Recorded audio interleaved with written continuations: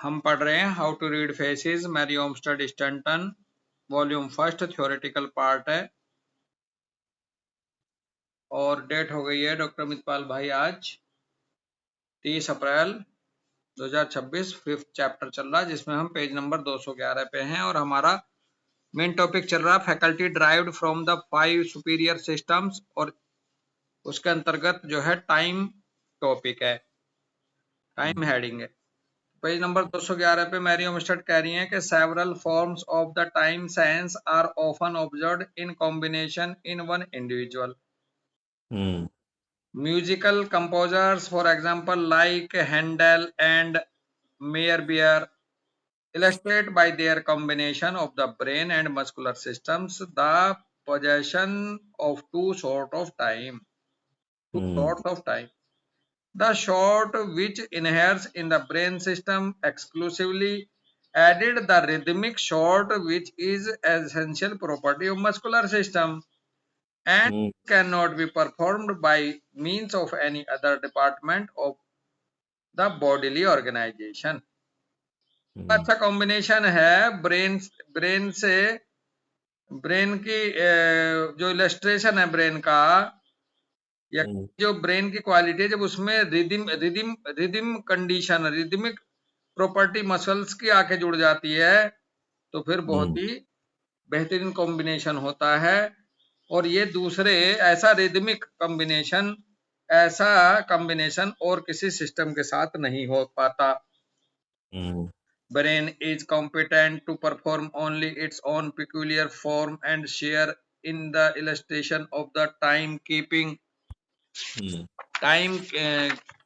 faculty, and until this division and distribution of the several parts of this faculty is made and each form of the faculty assigned its own proper share of action, we shall know just or correct ideas of this all pervading sense. Basically बात कर रहे हैं कि brain जो है वो उसके अंदर बहुत अच्छा इलस्ट्रेशन करने की, टाइम कीपिंग की फैकल्टी है, और वो जब तक कह रहे हैं and until this division and distribution of the several parts of this faculty is made, जो सेवरल पार्ट्स हैं इस फैकल्टी के, जब तक इनका डिवीजन और डिस्ट्रीब्यूशन जब तक नहीं बनता है, and each form of faculty assign its own proper sphere of action, और हर एक फैकल्टी अपना अपना स्पेयर ऑफ एक्शन को जब तक प्रॉपर तरीके से नहीं करती है, तो जब तक जो है फिर कह रहे हैं we shall have no just और करेक्ट आइडिया, जब तक हमें करेक्ट आइडिया नहीं आएगा, जो कि ऑल परवेडिंग सेंस के रूप में हर जगह से आता है। भाव ये है कि अकेला ब्रेन कुछ नहीं करता, और सब जगह से जो इंफॉर्मेशन आती है, मदद आती है, उनसे एक आइडिया बनता है। The phrenological idea, the one little sign, the outer angle of the eyebrow stands indicative of this universal faculty is most absurd in the presence of the great enlightenment, which physiological analysis thrown upon the origin of the several sources of time. भाव यह है कि अगर केवल eyebrow को लेकर के ही indication मान लिया जाए यूनिवर्सल फैकल्टी के रूप में, तो ये एक बेतुकी बात हो जाएगी, क्योंकि अब जो है बहुत सारे जो फिजियोलॉजिकल एनालिसिस हैं वो ओरिजिन किसी भी फैकल्टी का जो है वो सेवरल सोर्स ऑफ टाइम से आता है। बात यह है जो हम अक्सर करते हैं कि एक पॉइंट को लेकर के कभी भी ना समझे कि इसी से किसी के सारे गुण बता दो, ओवर देखो देखना होगा। It is not disputed that the faculty of time is represented in the brain. इसमें कोई डिस्प्यूट नहीं है कि फैकल्टी ऑफ टाइम ब्रेन के अंदर रिप्रेजेंट होती है। It probably has several representatives there, each standing for its own peculiar phase in bro, which is said by phrenologists to be the sign for the presence of an organ of time in an individual, is a local sign of the sort of time which inheres in the osseous system and is caused by the squareness of the bones at this point and not by bulge of brain. Basically relay centres बहुत सारी जो हैं brain में, जो बहुत सारे centres हैं अलग अलग चीजों को कंट्रोल करने के, उस तरफ इशारा है और ये केवल बल जो ब्रेन से ही काम नहीं चलता। अगर मान लो उदाहरण के तौर पर किसी की अगर अच्छी फैकल्टी देखने की बात आ रही है ओसियस सिस्टम की, तो स्क्वायर बोन का होना भी जरूरी है। बिल्कुल जी, केवल बल जो ब्रेन से निकल के आएगी ओसियस सिस्टम की प्रॉपर्टी। द ओसियस बिल्कुल। System illustrates a different phase of time than that exhibited by the brain, the thoracic or the muscular system. The dominance of the osseous system is an individual gives the sort of time sense which exhibit punctuality in habits, promptness in keeping engagements, and in being able to tell the time of the day or night instinctively. यानी कि एक system को लेकर के वो बता रही है कि कौन सिस्टम किस तरह से अपनी डायमेंशन को बताता है। जैसे कोचेस सिस्टम को ले लिया, ये पिक्यूलियरिटी पंक्चुअलिटी हैबिट में पंक्चुअलिटी को रिप्रेजेंट करता है। मान लो प्रॉम्प्टनेस इन कीपिंग एंगेजमेंट को करता है, and in being able to tell the time of day, फिर ये सक्षम होता है बताने में टाइम ऑफ द डे और night instinctively. Time as well as order is of the leading characteristic of the bony system and belong to the mind of the bones. Mind of the bones कह रहे हैं भाई, bones से belong करता है time as well as order. The vegetative individual possesses little of either of these faculties because lacking in bone. Yet many have the sort of time useful to musical accentuation if a fair share of muscle is in combination. अगर vegetative के साथ muscles आ जाती हैं तो थोड़ा सा musical एसेंचुएशन आ जाता है उनमें। अदरवाइज इनमें वेजिटेटिव इंडिविजुअल्स में टाइम को लेकर के या फैकल्टी को लेकर के जो बोन में मिलती हैं उनकी बहुत बड़ी कमी रहती है। Many eminent singers in whom the vegetative system is well developed possesses the faculty of musical time. Her faculty को टाइम से जोड़ के देख रहे हैं, क्योंकि म्यूजिकल की टाइम, कैलकुलेशन की टाइम, पंक्चुअलिटी, क्वालिटी, ये सब टाइम से जोड़ के बात कर रही है, कंफ्यूज हम ना हो में। किस समय पर क्या करना है, किस समय पर क्या करना है, कितना करना है, वही भाव है अमित भाई इसके पीछे टाइम को लेके। बिल्कुल। Musical time through their combination of the muscular और वेजिटेटिव सिस्टम, कई सिंगर्स बहुत अच्छे हुए हैं।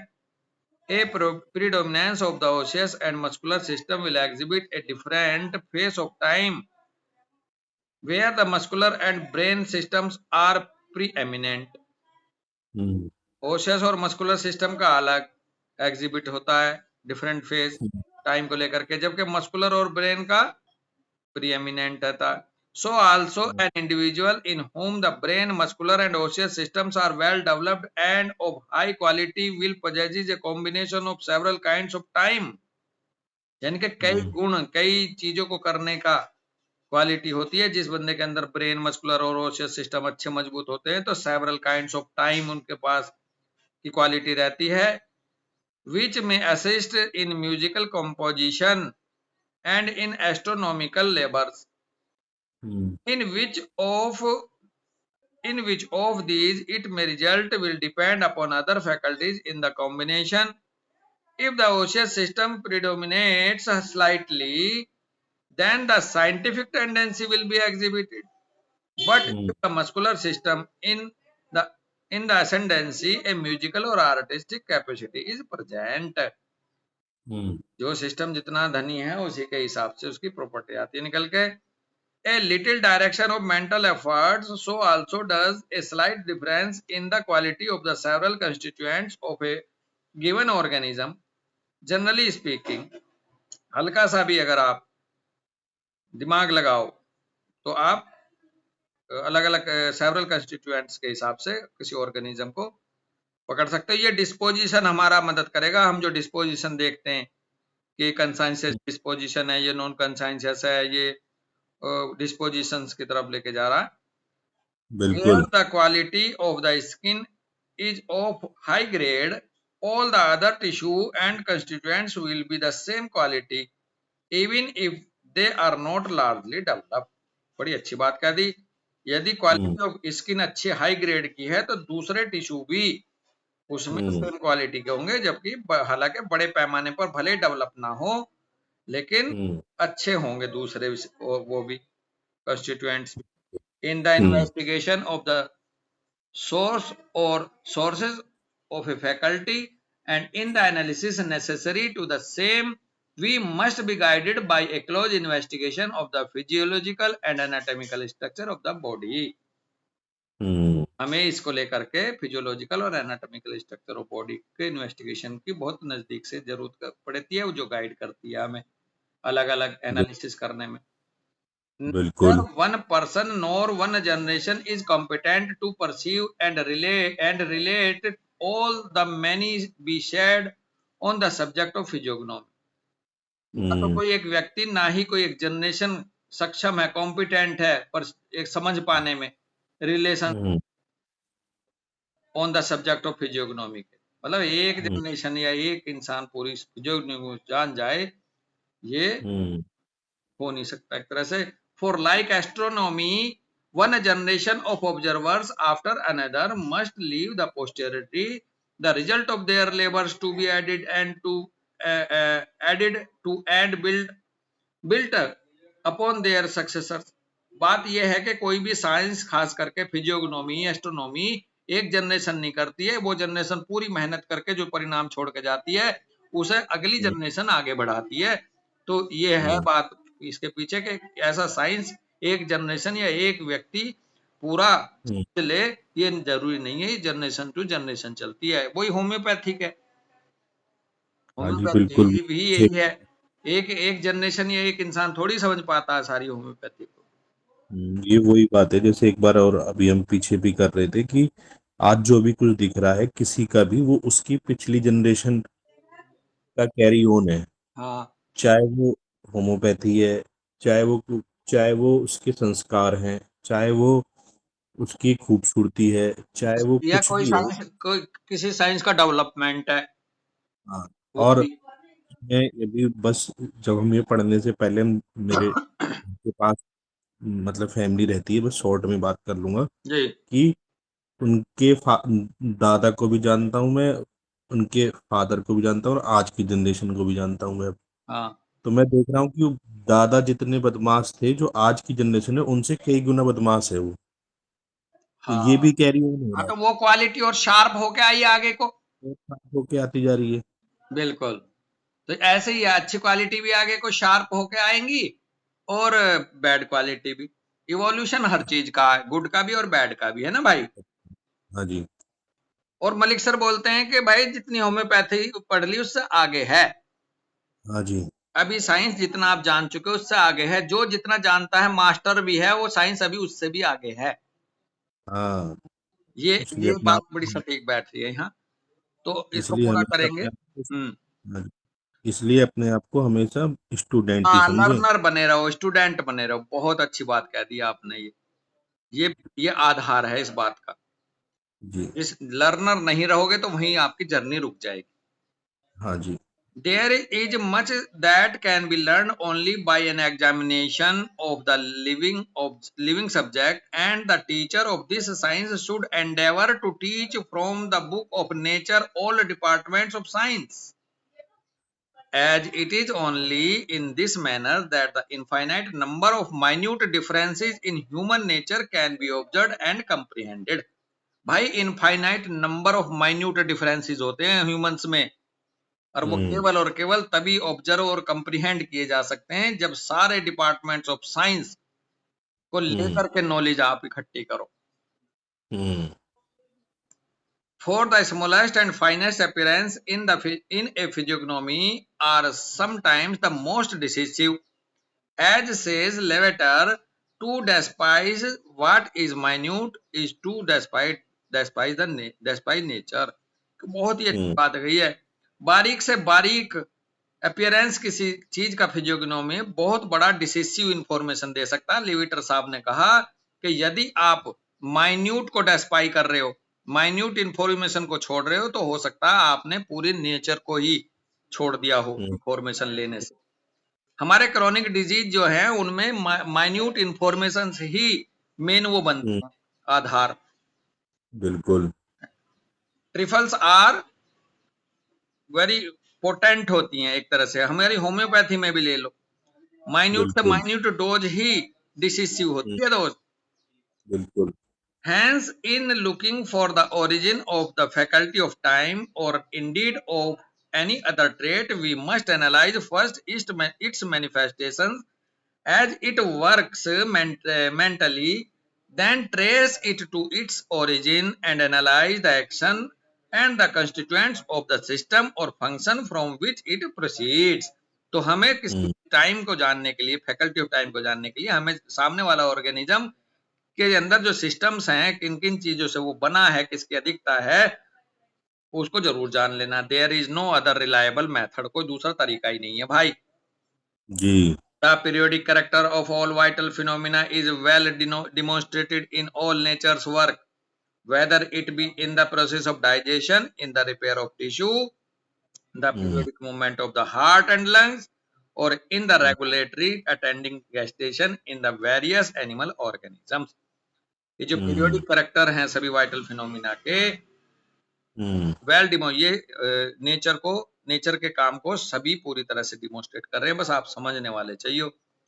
बिल्कुल सही बात। not only that all attached not only that time is a universal property, but that it has many modes of manifesting its several phases। और ये सारी के सारी जो फिनोमिना है, नेचर्स के काम है, ये ना केवल इस बात को अटेस्ट करते हैं कि time is a universal property, ये टाइम यूनिवर्सल प्रॉपर्टी है, ना केवल इस बात को पुख्ता करते हैं, बल्कि many mode of manifesting it's several faces को भी बताते हैं, जो नेचर्स के शरीर में जो क्रियाएं चल रही हैं।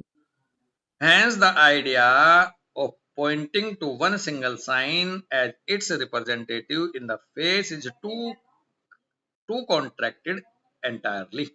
इसलिए अगर आप किसी एक पॉइंट को लेकर के किसी इंसान के चेहरे पे अगर आप डिसाइड कर रहे हो, जजमेंट ले रहे हो, तो बहुत ही कंट्रैक्टेड है, बहुत ही सूक्ष्म, बहुत ही संकुचित विचार है आपका। तो एक बात से मत आको किसी भी इंसान की प्रॉपर्टीज। फिर आ गई बात, we must learn how to separate and analyse its several manifestations before passing judgement on this point. तो इसलिए हमें सीखना होगा कैसे हम सेपरेट करेंगे, कैसे एनालाइज करें सेवरल मैनिफेस्टेशंस को किसी इंसान के, इससे पहले जब तक हम उस जजमेंट ऑफ पॉइंट पे पहुंचे, किसी को कहने से पहले कि ये बंदा ऐसा है, उससे पहले उसके सारे के सारे फैकल्टी को अच्छे से जान लेना चाहिए, एनालाइज कर लेना चाहिए। अमित भाई ये वही बात है कि कैंट साहब कह रहे हैं कि पर्टिकुलर से छोड़ के जनरलाइज पे प्रिस्क्राइब करो। बिल्कुल, तो जो उसको जनरलाइज करो। चलो ठीक है, यहीं रुकते हैं दोस्त, फिर है। राम राम जी। राम राम भाई।